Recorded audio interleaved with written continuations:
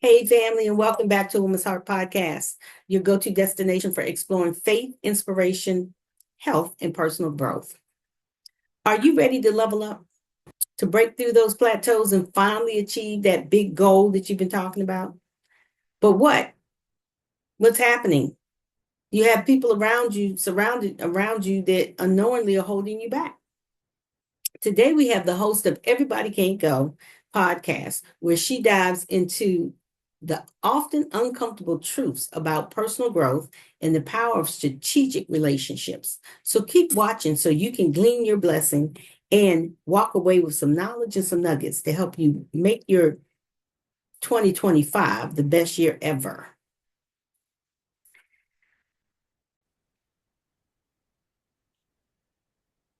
Hi, and welcome back to A Woman's Heart, a wellness podcast where we explore faith, inspiration, health, and personal growth. And I'm your guest, Edna Howard. And today we're talking with Jessi Holley, a former consultant turned personal development coach who's passionate about helping goal setters like you navigate the sometimes painful but always necessary process of change. So, Jessi has seen it all from the corporate world to individual coaching, and she's here to share her insights on overcoming survivor's remorse, pruning those relationships that no longer serve you, and cultivating the connections that will propel you forward. So get ready for a candid conversation about those tough choices we make and incredible rewards that from leveling up. It's time for Everybody Can't Go with Jessi Holley. Welcome to the show, Jessi. Thank you so much. Thank you, Edna. I really appreciate it. That was such a warm welcome.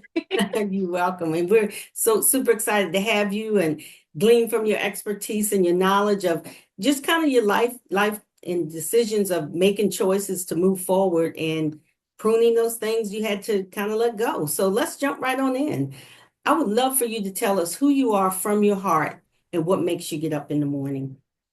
Okay. Yeah, I love that question because usually people, they're like, oh, I am, and then they insert all of the things that they do. Hmm. And quite a while ago, I was posed with that question, and I really had to dig deep to figure out, like, wait, who am I actually beyond what do I do, beyond my profession, beyond the things that I provide to other people?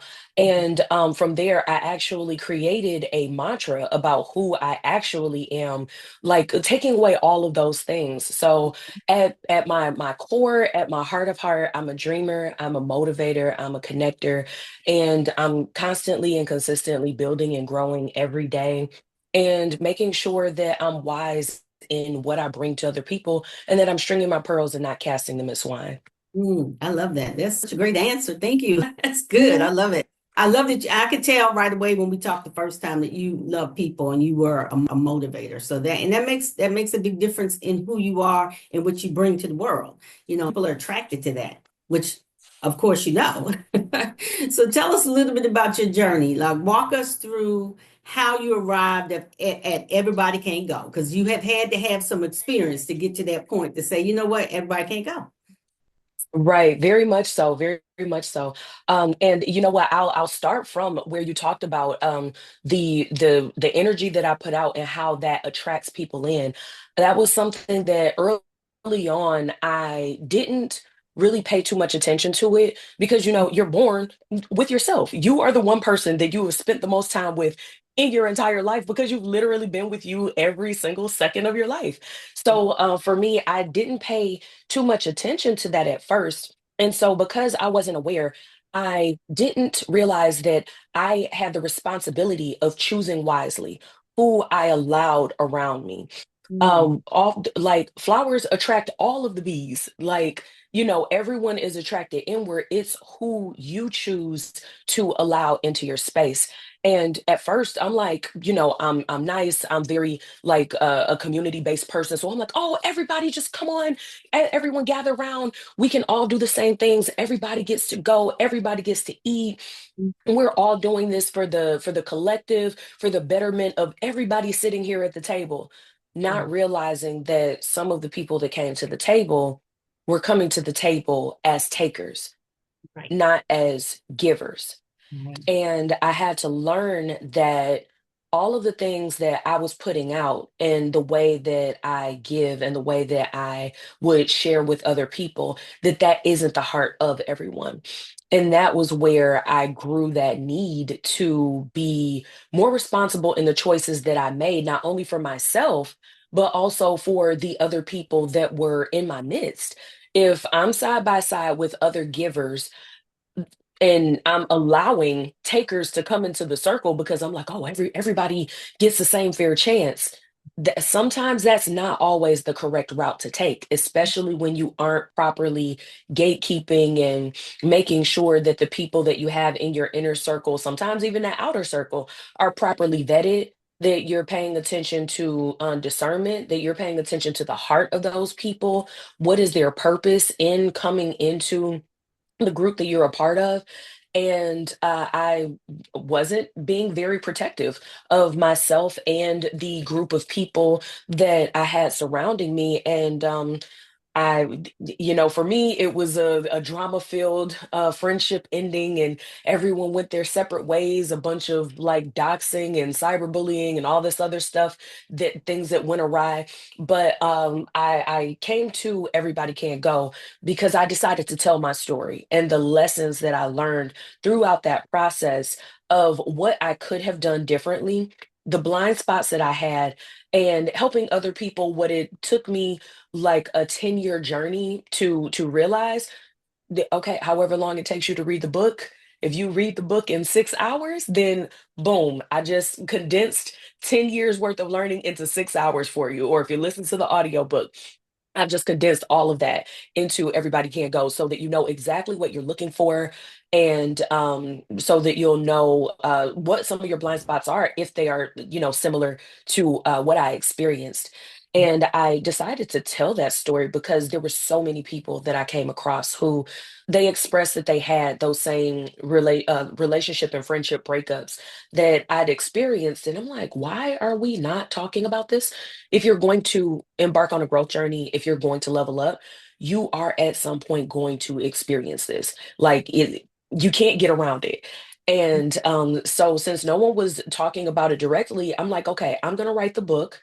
And then my coaches were like, you aren't just going to write a book and go. Like, that is socially irresponsible and ethically irresponsible. So, you are going to build an entire brand. You're going to do. Jessi, that's amazing. I love that. I think there were two things that resonated with me the most. And you said something about when people are in your space. I also feel like that there's an energy that you're picking up on, but sometimes you just want that person to be in your space anyway. And deep down, your instinct is telling you something, right? So Mhm, that's part of the energy. And the other thing is being able to make that discernment and having a way to say, you know what? I got to kind of cut this person loose out of my circle or get them out of my atmosphere because you can feel the energy when a taker comes into your space. mhm. And then being able to navigate that is difficult at best. So, with many people struggling with the guilt and grief associated with outgrowing relationships. So, the question now is what advice do you give someone who knows they need to make changes in their circle and finding it's emotionally difficult, but how do you find a way to do that? Because give us some examples of some things that you've had to do with your own personal life. Okay, so is it going to be easy? Absolutely not. Mm, You do have to allow yourself to feel those feelings. The one sole thing that I recommend for people to do is to write their vision. mhm, And I know it seems like that is so far gone from the question that you asked, but the reason I have for people to write their vision mhm, is because if you don't know where you're going, it makes you more susceptible to allowing those people to stay. mhm, It gives you more of a leg to stand on to make excuses for them to keep them around. And that is because you don't have a North Star and know exactly where you're going. And so you're able to see and justify to yourself how they do not fit in. Not only are they causing you a little bit of discomfort, they may be causing you a little bit of pain. It makes it that much more empowering when you're able to say, you know what? I've picked up on your energy. I can Mm, tell you kind of dry hating on me, but right, oh, that's okay because I love you. I want to keep you right. around. When Or you look you can't at tell that, if it's that a person criticism. is literally, you said, what now? I said, or you can't tell if it's a compliment or criticism. You're like, was that a Mhm. compliment or was that a criticism? Right. Those little backhanded comments that folks will Right, right. make.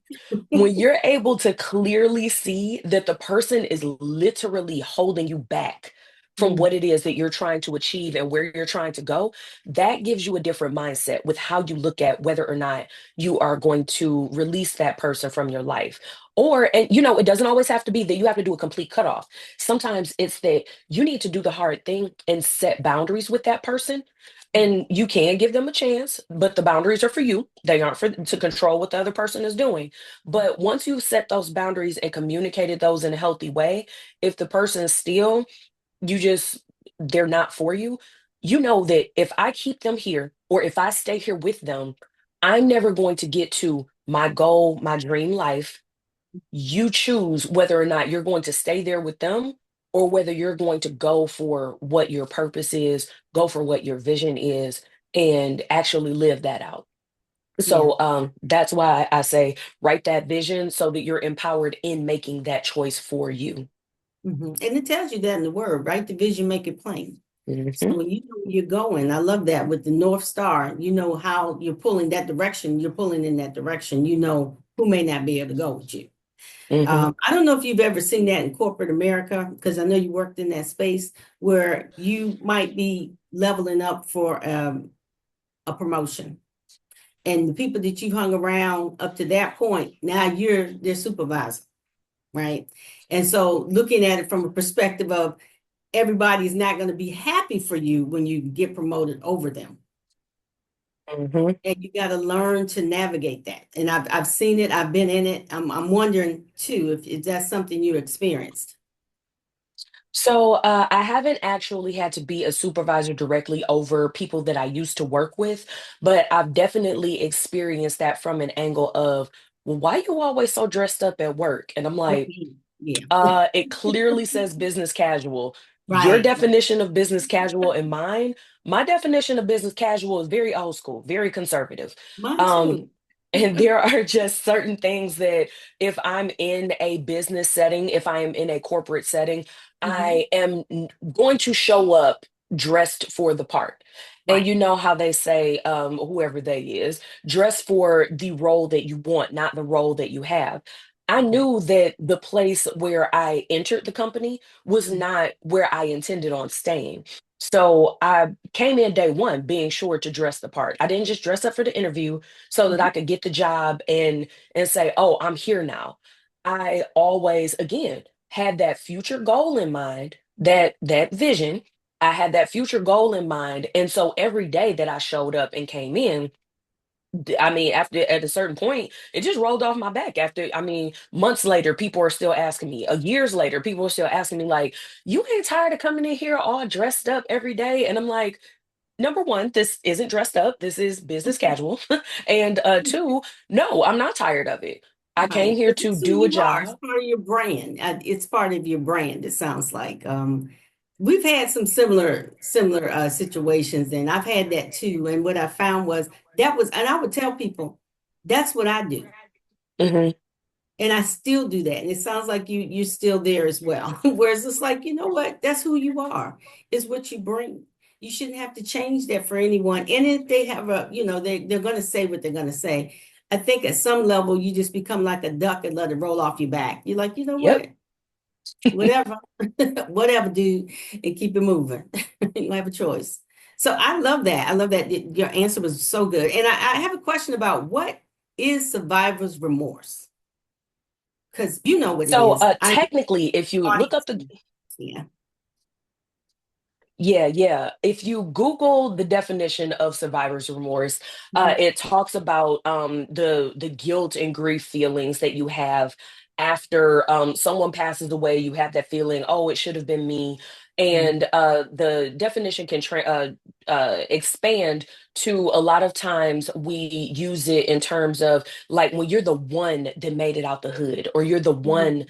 in your family that made it, Right. and you have this this feeling of somewhat that you survived the circumstances that you came up in, and you have this kind of like, well, why me? Why am I like the chosen one? And from the Right. outside in, it looks like, oh, everything's great for you, everything's going awesome for you. You're forgetting the little people. You think that you're better than somebody else now. And while that very well may not be the case, there's a new set of emotions, a new set of thoughts, a new way that you have to move as you level up and you start to achieve those things that you set out to achieve. And there is a certain level of discomfort. Some of those negative feelings, you do feel guilty. You do grieve the loss of some of the friendships that you have to leave behind, some of the social dynamics that you have to leave behind. One of the easiest ways or examples that I use is, I mean, you can always go back to the hood and go to a barbecue. But at that barbecue, Keisha and them that y'all got beef from 10, 15 years ago, now Mhm. you're at a place where if Keisha and them roll up and they about to fight you and your cousins, you are in a space where you Right. literally have more to lose. Or Right. let me make it one Exactly. better for you. Hmm. If you guys do continue and you fist fight Keisha and them like y'all used to do when y'all was growing Hmm. up, when y'all were Right. teenagers and in Right. your early 20s, you're the only one that if Keisha and them now decide, you know what, we pressing charges and I'm going to sue you. You're the only one with the assets to actually get sued by Keisha and them. But Mhm. all of you all have been having this beef since 1999 Right. and been Right. going back and forth. So, like that feeling of, you know what, I know we've been doing this going back and forth for years. I can't do this with you guys anymore. And then it feels like, dang, I don't got my cousins' backs the way I used to. And Mm. it's not necessarily that you don't have their back the way that you used to. The way that you have to have their back, it must change. Because if you're the one who is providing all of these experiences, or you are helping other family members, or you have a business that you've built, or you've now created your own family, can you afford to be spending the night in jail? Can you afford getting knocked upside your head the wrong way? Can Hmm. you afford being the one that we gonna press legal and civil charges against you, and now we're gonna sue you in your household because Hmm. no one else has anything to monetary to sue for. And so that negative feeling can come from both ways. You Hmm. can feel guilty and you can feel have that grieving feeling that you can't. But also sometimes those other people, your family members, your cousins, well, what you used to be, well, what happened to you? You think that you too good now? Hmm. And it's no, not that I'm too good. I have a greater responsibility and I have to take care of that responsibility. Hmm. And in truth, that responsibility extends sometimes to the very same people who are willing to put you down for upholding that new level of responsibility that you've attained, that you've acquired. That's such that excellent example. Excellent example. And what I was going to ask you next is you already of working doing that pruning with family because that's part of the process sometimes where if you're going through survivor's remorse a lot of times like you said you might be the one that made it out or you might be the one that God has blessed and said hey I'm going to take you further than your sister or your brother right based on your decisions you make, and I believe too, Jessi, mindset. It's all about Mhm. mindset. Like, what does that look like? And your mindset can be different from someone else that you've grown up with now, and that you're moving in a different space. You're moving differently in life. And I love that example that you gave. It's so good. So, how would you talk about the pruning process? Like, what is the necessary part of growth? We know that, but how can someone really assess their relationships and determine which ones are truly supportive and Mhm. which ones might be hindering their progress? What are Okay, some of those so red flags? some of those red flags, I would say some of those red flags that'll pop in there are when I would say look for certain key phrases. Hmm. Those, I mentioned it several times, you think you're too good now, or Right. you've changed. You did all that work to change. You're supposed to. If you Mm. spent a year and a half in the gym going No. hard and you stuck to your diet, but you haven't lost 30 pounds or whatever you set out to do, you're going to be upset. You're going to be mad. So all of that work that you put in to change, yes, you absolutely should have. Um, you don't do this no more. You don't do that no more. Like all of those types of things. I would Mhm. say keep an eye out for those. And you can also use them as cues to educate, cues to teach people how to treat you. And a lot of times we do need to do that with family. It's not always well received. Again, I didn't say it's going to be easy, Mm. but when you're embarking on that growth journey and you have that growth mindset, you do have to be dedicated to it from all angles. And that's why earlier I brought up those boundaries. This is where you are using those boundaries to teach people how to treat you. It's not just so that boundaries aren't for you to just be cutting people left and right. Right. Those boundaries are being set in place and you're communicating them in a healthy way so that you are able to explain to your family member, I've grown to this certain space. I have a new set of needs. Can you help me to fulfill that new set of needs, which includes I'm only able to show up for you in this way. That Mhm. is good because X, Y, and Z.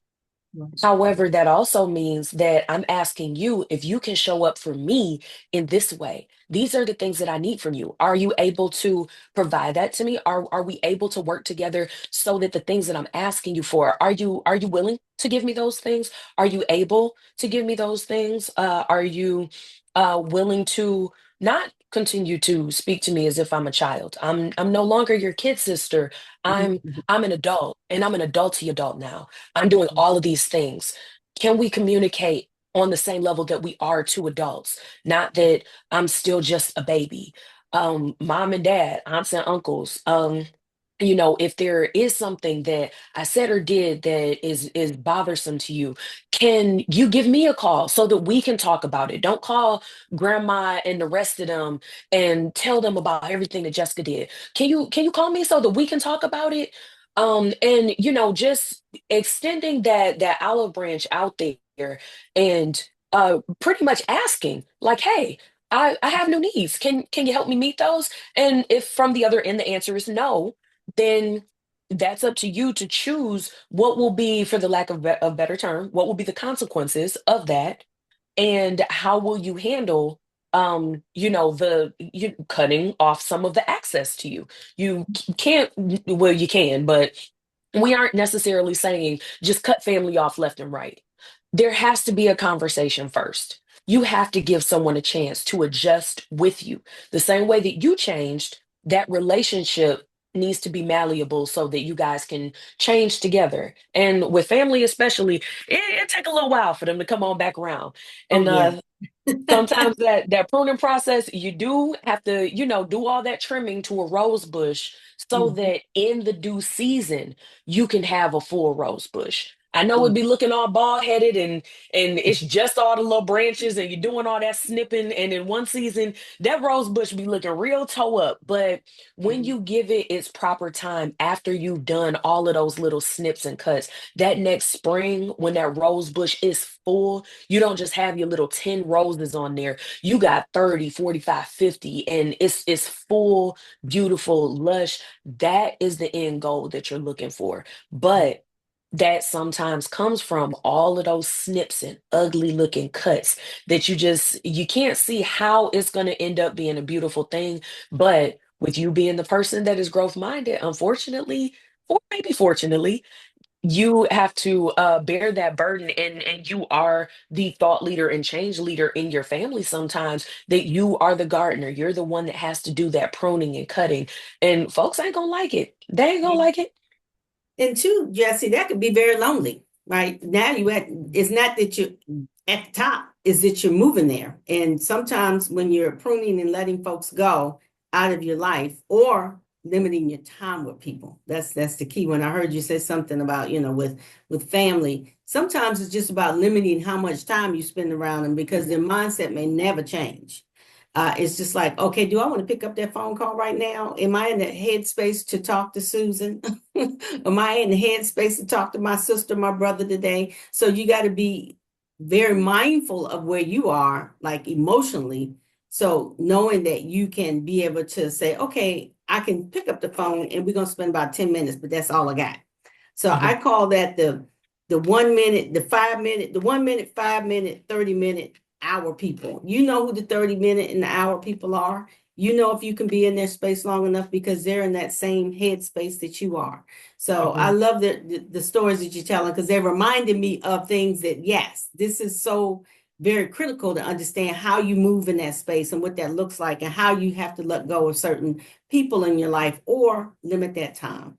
So that's so key. So beyond letting the unsupportive relationships, what are the proactive steps that the listeners can take to build a new network of people? Like, what does it look like? Like, where do they even start? Okay. So actually they will start with the last thing that one of the things that you said when you talked about that it can be lonely. First Mhm, thing to remember is just because you are alone does not mean that you're lonely. mhm, But it goes back to what is your mindset while you're spending that time alone. When you are truly intentional during that time that you're spending alone, you have to spend that time. Not, I'll give you a 5 minute funk. I'll let mhm, you have your 5 minutes to feel your feelings and be like, oh, I'm so lonely. Like, okay, we'll give you your time for that. But mhm, make sure that you don't stay and dwell there because you do need to heal to a certain degree and you need to be preparing yourself to be ready and open to receive the new relationships. If you're carrying around all of that guilt, that grief, that hurt, that feeling of loneliness, it other people are going to feel desperation for connection. Other mhm, people are going to feel like whatever that negative energy that you're holding it, or you're going to keep it in, but you're going to bury it and push it down, and I'll deal with that later. Go mhm, ahead, let that feeling come up and address it so that you are to a healed space where one, you aren't repeating the cycle. These new people that you would like to come in, you do need to be fertile ground to receive them. And also you don't want to have all of that hurt that you're harboring, because that feeling of desperation, for whatever reason, it just attracts more takers. If you mm. just, That's I true. am That's so real. alone, you are just Yeah, going to attract more takers that are then going to come in and do the same thing to you that you just were brave enough to escape. So to right. make sure that you break that cycle, do some healing. Make sure that you are intentional about one, writing down that vision, and then looking for communities and spaces that are in alignment with that vision that you have for your life. So you're looking for communities, organizations, maybe courses, interest groups. You are looking for collectives of people, or possibly even other individuals who they are on a similar or the same trajectory. Say that one of the things that you wrote in your vision is, you know what? I'm going to do that brave thing and I'm going to write my book. Mm, You will then start to look for maybe not just book clubs, but you can look for women's writers organizations, women's writers retreats. You can look for a women writers coach or community club, so that you will be able to be in a circle of like-minded women who are also looking to write their book. And you'll start to discover that when you look at these things that you have written on your vision statement, or if you've made your list of goals, and you start to be in spaces, get in rooms with people who are also going after their goals, and or people that will help to train you to get to the goals that you have, you will be able to go further faster together, but mhm, only when you're with the right people. It's not just about getting whoever is like, oh yeah, I'm gonna help you build your dream. Do they know what they're doing? We headed in the same direction. Gotta I mean, vet them. right. You have to vet these people. And so, yeah, just making sure that you are intentional about knowing who are you looking for? And to know who you're looking for to rebuild a solid and a mutually beneficial circle, you have to know where you're going first. Or other people just gonna be deciding for you. Like, you know what? Oh, you haven't thought about what's your purpose, what's your passion, what's your vision? well, just come on over here. I'm gonna just give you something to do. And And people will do it. I mean, you've seen it, I'm sure, where people just show up and start, you know what, because they really don't know where they're going. They're kind of flipping in the wind. mhm. And someone will say, "Oh, girl, you're good at that. You should do that." And then they go do that. But it ain't their calling or it ain't their passion. They just do it because. So, and Mhm. I've seen And just because you're good at it, don't mean that it has to be monetized. it's That true. is that is a thing right there. Because a lot of times, that's why I'm always like, well, they say, but who is they? We still don't know Right. who they Who are they and who was saying this, right? is. And that is one of the things that I ask people all the time when it's like, okay, well, I mean, that like people say the da da da da, or I have this feeling, and I'm like, no, that doesn't sound godly. Who told you that? Who Right. told you that about you? Who gave you Mm, those directions? And right. a lot of times when you really do think back to why you're doing something, if you can't just say, oh, because this is in alignment with my vision, somebody somewhere at some time said something to you that implanted a seed into your subconscious. You internalized that and started to live it out. And you started Mm-hmm. to do that. And that may have never even been meant for you. It was just put there. The Right. same way weeds can get in that garden, that's why I asked, who told you that? Right. Because weed seeds, look, them little dandelion things be floating all over the place and they land They're wherever they want. everywhere. The weeds that are Us, everywhere. They show up. Go ahead. exactly. And it's up to us to pull those things out and pull them up from the root.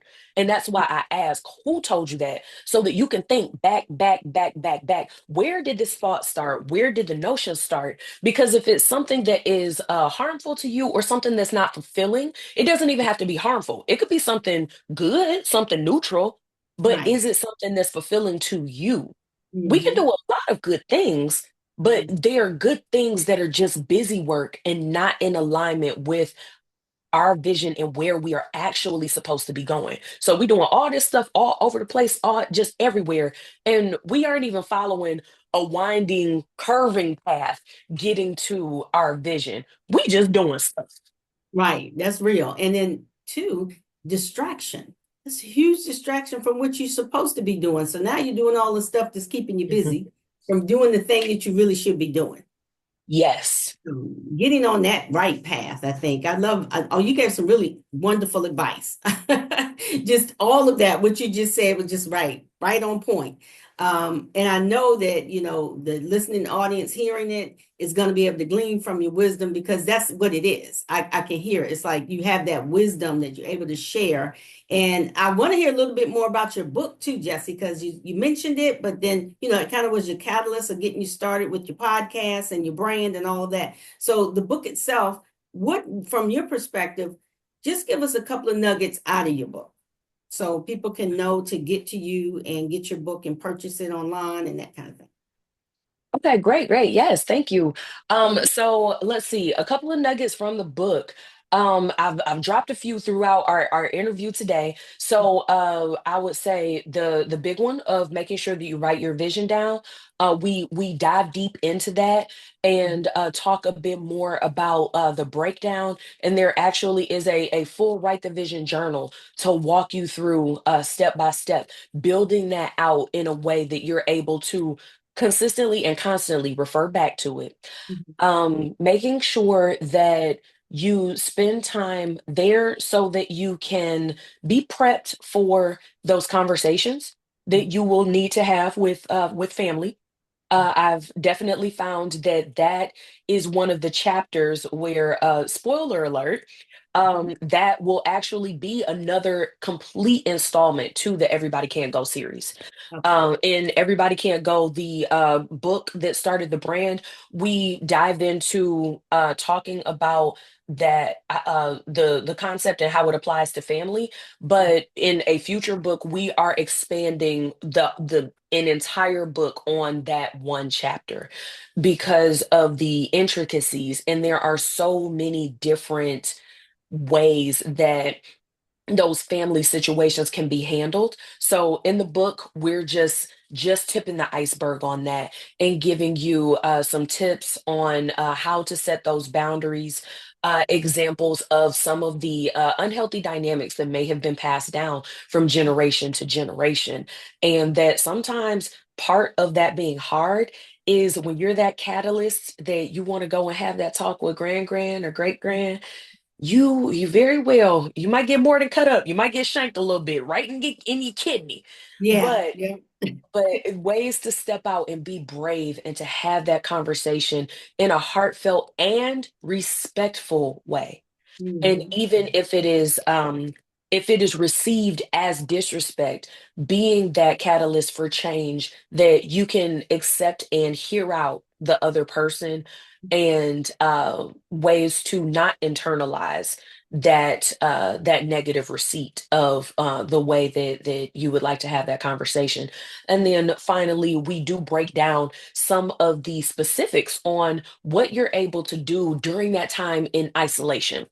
Mm. So, making good use and wise use of your time in isolation, that healing process that I talked about a bit, we give you a nice breakdown and some different steps for things to consider, things to think about, and some to-dos for you, so that you can stay in that mindset of I am alone, I am not lonely, and Mm. becoming that fertile ground for being ready for that next wave of people that are going to come in, and making sure that you are a mutually beneficial person to be around, so that you can make sure that when that new group comes, that you also are able to be not just ready to receive, but ready to give to the right people, because we already know that you're a giver. But sometimes when we get hurt from doing all that giving, we go from the giving end to, you might not be a taker, but you definitely like close off into yourself. And Shut down. You just shut down. and you say, you know what? I might not be taking from people, but I'm not giving nothing. And Right. that is not your purpose. Yeah. Yes. I love that. That's such great advice, Jesse. You have been amazing on the show. We appreciate you. Could you please share your information with the audience so if they want to further the conversation with you, they can, whether it's your email address or your website or where they can get the book? That would be great. Okay, awesome. Yes, pre-sales are launching soon in the next couple days here. So you can find everything at everybodycg.com. That's everybodycg.com. You can find links to the podcast. You can find us on YouTube at Everybody Can't Go Convos on YouTube, and also Apple Podcasts and Spotify. You can like, comment, do subscribe. And if you'd like to shoot me a DM, you can do that at any time on Instagram at Everybody Can't Go, the number two. So that's at Everybody Can't Go, the numeral two. You can shoot me a DM there, check out the info that we have online, drop a comment, like a few posts, and you can. I run the socials, so it's not like my assistant is answering you back. If you send a note, it really is me. And you can also actually call me directly on a platform called the Owl app. And there's information to contact me via Owl on the Instagram page as well. So it is an app platform, but you can talk to me. And it really is me. It's not like an AI bot or anything. And you can call me through the Owl app, and we can have a quick conversation. And if there are any of the coaching programs or books or anything that would benefit you, take a look at all of those things at everybody can't. I'm sorry, at everybodycg.com. Awesome. Thank you so much. Appreciate you. A pleasure having you on the show. And we just want to thank you again for taking time out of your business and tell about why everybody can't go. We appreciate you. Awesome, awesome. Thank you so much for having me. I have loved this. This has been amazing. Awesome. And you were amazing guests. So as we wrap up, if you've enjoyed your time with us, remember to like, share, and comment and subscribe to the podcast. You can connect with me at VOE Me Today, and you can learn more about our services and resources on the VOE website, which is voicesoфencouragement.com. And remember, we like to we like to empower your mind and transform your lives.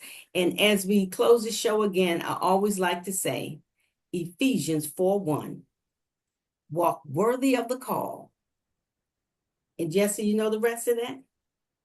I don't. I'm gonna have to write this one down. walk worthy of the call for which you were called. Y'all have a Mm. great day.